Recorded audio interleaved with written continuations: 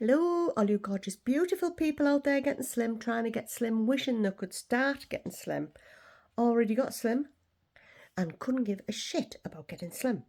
It is day 267 of my Mounjaro journey, week 39, and it is Happy Sunday, the 18th of May 2025. I'll tell you what, it's getting such a mouthful, that, isn't it?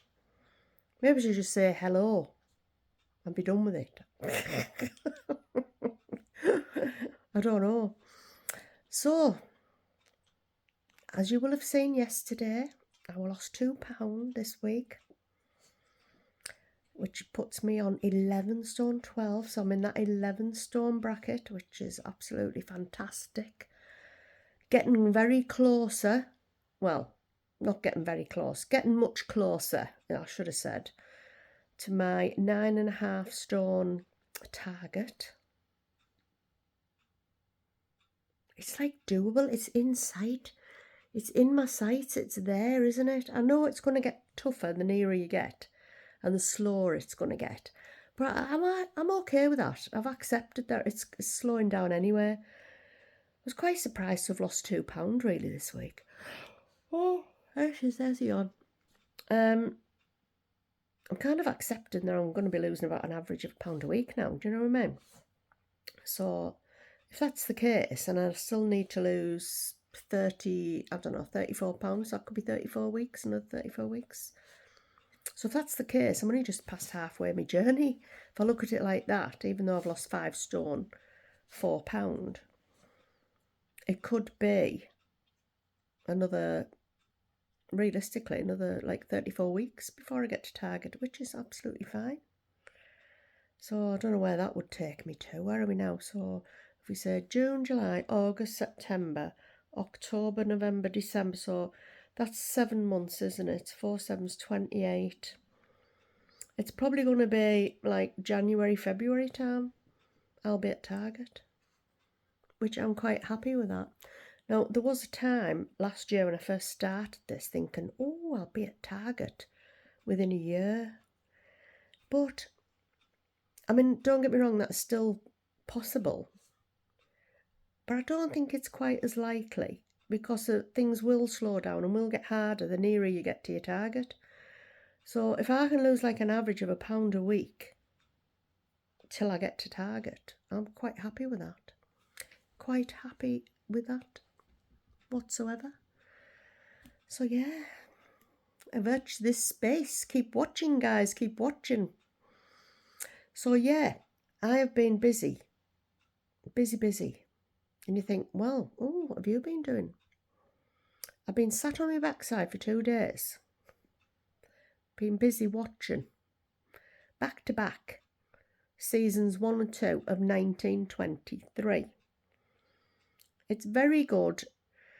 It's a bit long-winded. And at times you think, oh, God, they're dragging this out, aren't they? You know. It's like one of these... it's like an old Western. Back in the 1920s, obviously 1923. The clue's in the name. And it's about, I don't know if you ever watched Yellowstone, which was a series, like a cowboy type of series, which was very good, actually, very good. Obviously modern day. But then it goes back to their families before and their families before that. So I think there's one called 1883. And then there's this one, 1923, 2 seasons. And I believe they're thinking about doing another season of 1944. So, yeah. So, although this is about Yellowstone, there was like 3 stories kind of running together where they kind of almost tie up together. One of them doesn't tie up with anything at all. Maybe it will in the future. Maybe it does later down the line or something, or maybe there was something in Yellowstone that I missed, you know, about the Indian girls' ancestors, maybe. I don't know. But has anyone else watched it? Yeah? It's quite good. So I don't know what to watch now. It's pretty exhausting. I got quite emotional near the end. Because after that, Jane says, oh, I cried, and I was like, you cried? Fucking hell, it must be emotional if you cried. But yeah, I nearly shed a tear towards the end. I was like, oh, I felt the emotion, you know. And it's worn me out. It's worn me out. I could do something light-hearted to watch, I think like a good comedy or something like that now to take these emotions away. Enough emotions in real life without watching them on the telly. But yeah, I can definitely recommend it if anybody hasn't seen it. I've watched it on a BTV, which is like free download thing that you can do.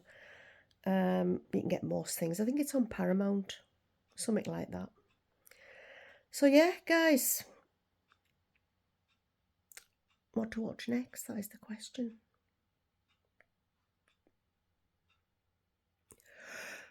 I was trying to fight that yawn. I was trying to fight it, which is why I went very silent, because I don't do the silences, do I, very much? I mean, come on, let's face it, talk a load of shite. And I was thinking to myself, don't yawn, don't yawn, don't yawn, don't yawn. 9:15 it is, 9:15 at night. That's all I've done all day is watch the telly. I had a little ready meal for me tea. It was bloody awful. And I wouldn't mind, I really fancied it as well. So I'd bought a sausage and mash ready meal from Morrison's.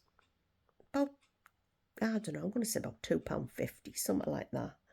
I think they're in the fact, it might be more than that.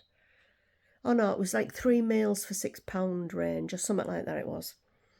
And I thought, oh, I just fancy some sausage and mash. It was bloody awful. Absolutely awful. The gravy, the sausages, and no, it wasn't my taste buds, it was the actual food. And I had it with a little tin of beans, and all Marks and Spencer's beans. So I managed to eat most of the beans.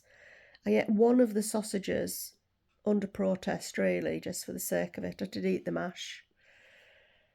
But oh, the dogs got the other sausage. It was just bloody awful. I do miss nice food. I'm going to have to cook something, aren't I, really? I should do some more of my own ready meals. The trouble is the freezer is chock-a-block with all sorts of things. So I have got some other ready meals in there, which I know I do like. Because occasionally I just fancy something different, you know. And I've got some portions of bolognese, some portions of pasta. Does anybody else freeze pasta? It freezes really good, you know. So what I do, instead of, because cooking pasta for one person just gets a bit like, oh, can't be bothered. So I'll do like a big pot of pasta. As soon as it's cooked, I drain it off and run it under the cold tap so it's no longer cooking. Drain it off and then let it go cold, and you know. And then I just bag it up with little freezer sandwich bag things. Bag it up, sticking them in the freezer. And they only take, for my size portion, 2 minutes from frozen in the microwave, and I've got pasta. So if I've got things like bolognese, which I also do, a big pan, split it into portions. I don't do big portions. My portions are like 2/3 of a coffee mug. So if you've got like a mug of coffee, 2/3 of that. They're about 200 to 300 grams portion. And the pasta, like I say, it's not a very big portion at all. That's probably a cup as well. So if you had a coffee mug of pasta, that's probably the size of the pasta I do. Because I don't need big portions anymore. Oh, God, they're yawning.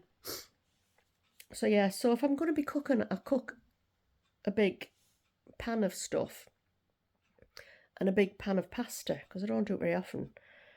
But it's just nice and easy just to grab a bag of pasta out the freezer, 2 minutes, and a bag of bolognese out the freezer, or chili, or wherever, you know, wherever I'm having. Just easier. I freeze everything, you know. I've seen me like freeze, you know, you get these jars of sauces that you get, Sharwood's jars of sauces, you know, to mix in with things. I don't like many of them, but some of them are all right. I think the butter chicken was nothing like butter chicken, but it was quite nice-ish sauce. So I froze some of that. Because I'm not going to have a full jar to myself, am I? And I tell you what I do like of theirs is the kung po chicken. So I can get four portions out of a jar of sauce, which obviously keeps me calorie control as well. And I'm not wasting the sauce or having to eat it 4 days in a row, you know. So yeah, freeze everything. If you open a tin of beans you don't want to eat the next day, freeze them. Freeze them, stick them in your stew or something, you know. Why waste? Anyway, I've talked enough shite, haven't I? 10 minutes of shite. Has anybody learned anything? Let me know if you think any of this information has been useful to you at all. I doubt it. I think I'm just talking to me fucking self these days. Well, I haven't seen a living soul today, so I'm entitled to have a chat to myself, aren't I? Like I say, I've been very quiet all day because I've been watching the telly all day. I'm pottering around talking to myself, talking to the dogs. Right, I'm going to love you and leave you. Keep shrinking. I hope you've all had a lovely weekend. I hope the weather's much nicer where you are. It's bloody horrible and freezing cold again here.